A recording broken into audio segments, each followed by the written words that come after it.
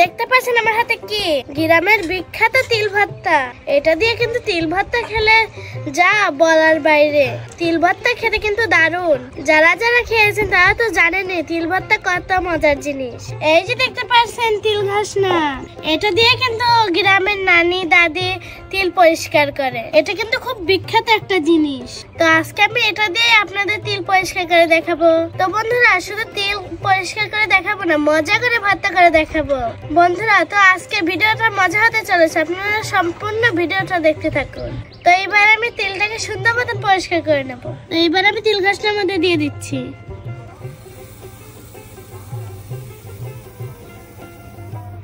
অল্প অল্প করে পরিষ্কার করে নেব।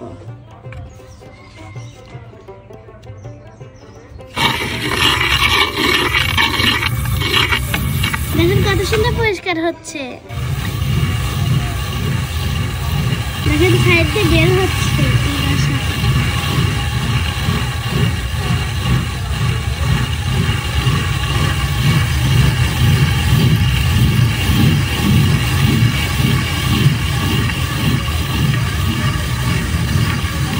আরো একটু তেল দিয়ে দিচ্ছি।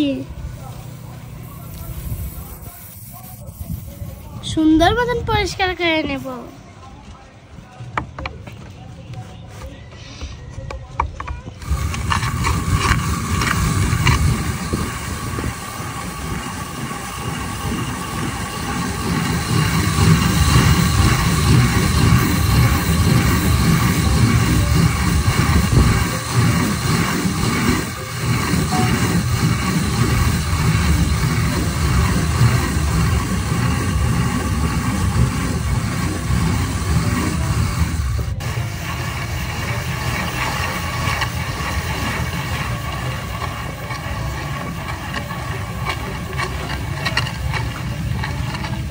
তিল ঘষা হয়ে গেছে, তো এবার আমি সুন্দর মতন ঝেড়ে নেব তিলগুলা।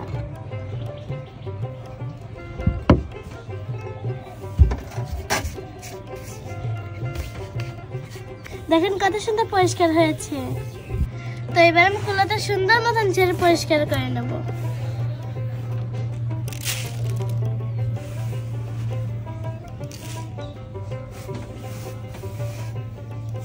এবার সুন্দর মতন ঝেড়ে নিচ্ছি।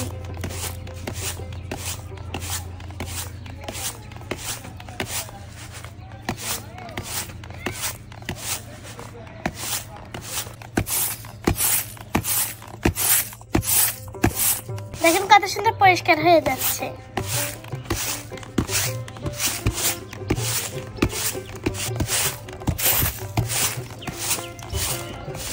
ঝাড়া হয়ে গেছে, তো এবার আমি বাটিতে তুলে নিচ্ছি।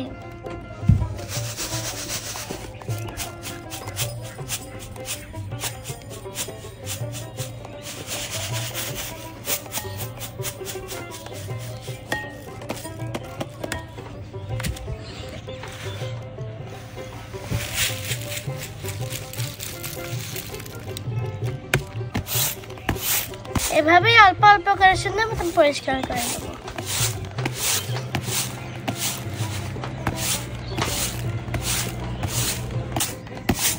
ঝাড়া হয়ে গেছে, তো এবার বাটিতে তুলে নিচ্ছি।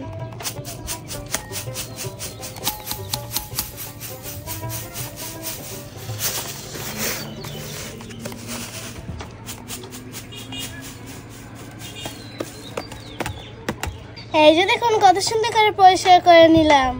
তো এবার আমি তিলটা সুন্দর মতন ভর্তা করে নেব। তেল ছাড়া ঘষে রাখা তিলগুলো সুন্দর মতন ভেজে নেব।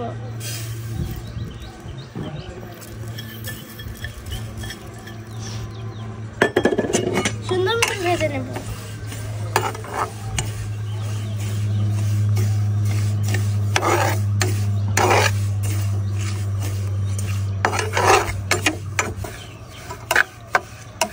সুন্দর মতন তিলটা ভেজে নেব। দেখেন তিল ভেজতে ভেজতে কত সুন্দর হয়ে গেছে। তো এবার আমি নামিয়ে নেব। তো এবার আমি নামিয়ে নিচ্ছি তিলগুলো।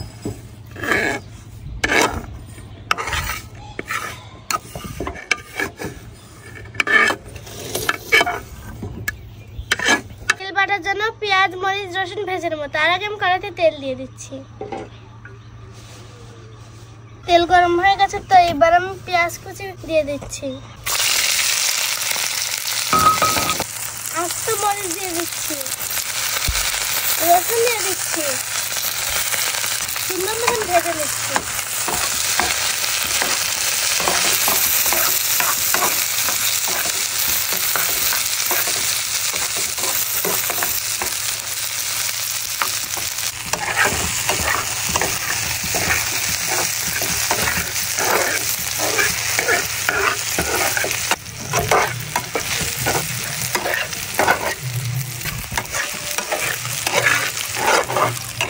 পেঁয়াজ মরিচ রসুন ভাজা হয়ে গেছে, তো এবার আমি সুন্দর মতন বেটে নেব।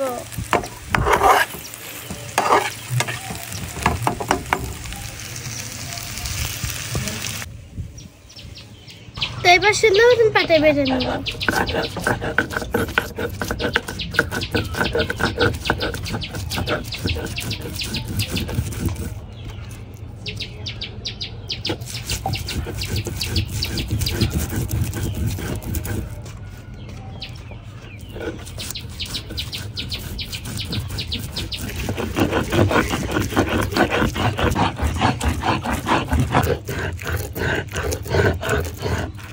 পেঁয়াজ মরিচ রসুন বাটা শেষ, তো এইবার আমি বাটিতে তুলে নিচ্ছি।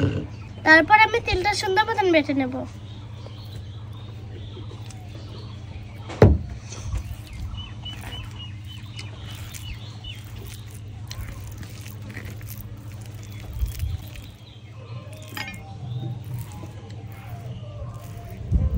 তো এবার তেলটা সুন্দর মতন পাটায় বেটে নেব।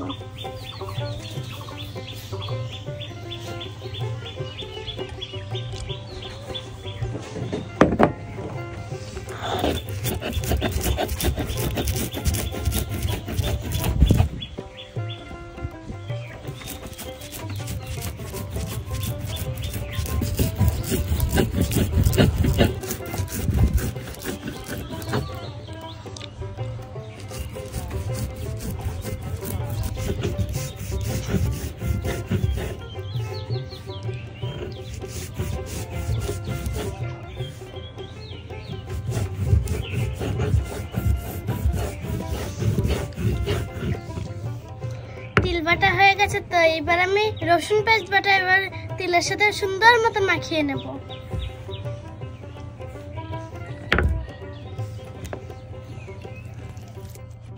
দিয়ে দিচ্ছি পেঁয়াজ রসুন মরিচ বাটা। এটা আমি সুন্দর মতন মাখিয়ে তা আরেকবার বেটে নেব।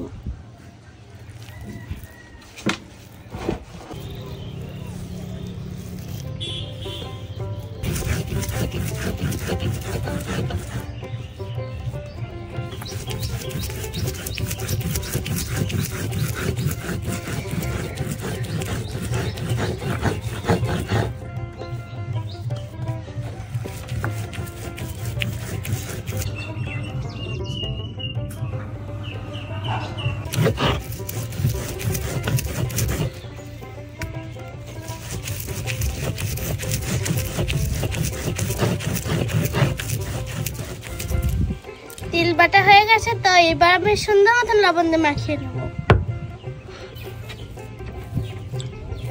দেখুন কত সুন্দর হয়েছে তিল বাটাটা।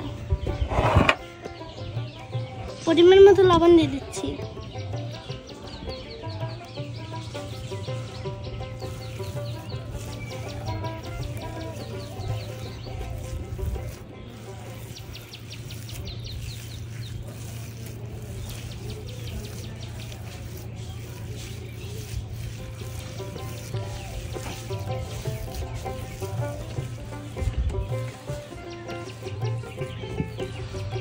তিল বাটা হয়ে গেছে, দেখুন কত সুন্দর হয়েছে তিল বাটাটা। তো কেমন লাগলো আমার এই তিল বাটার রেসিপিটা অবশ্যই কিন্তু কমেন্ট করে জানাবেন। আমি যেরকম ভাবে তিল ঘাস না তিল ঘষে বাটলাম সেরকম ভাবে কি আপনারাও বাটেন? বাটলে অবশ্যই কিন্তু কমেন্টে লিখবেন। তো দেখুন কত সুন্দর ভাবে তিল ভর্তা করে নিয়েছি। এটা কিন্তু গরম ভাত দিয়ে খেতে অনেক মজা লাগে। তো বন্ধুরা, আমাদের এই তিল বাটাটা ভালো লাগলে একটু লাইক করে দিবেন। পরবর্তী কোনো নতুন রেসিপি নিয়ে আপনাদের সামনে দেখা হবে। সে পর্যন্ত আপনারা ভালো থাকবেন, সুস্থ থাকবেন। আল্লাহ হাফেজ, টাটা বন্ধুরা।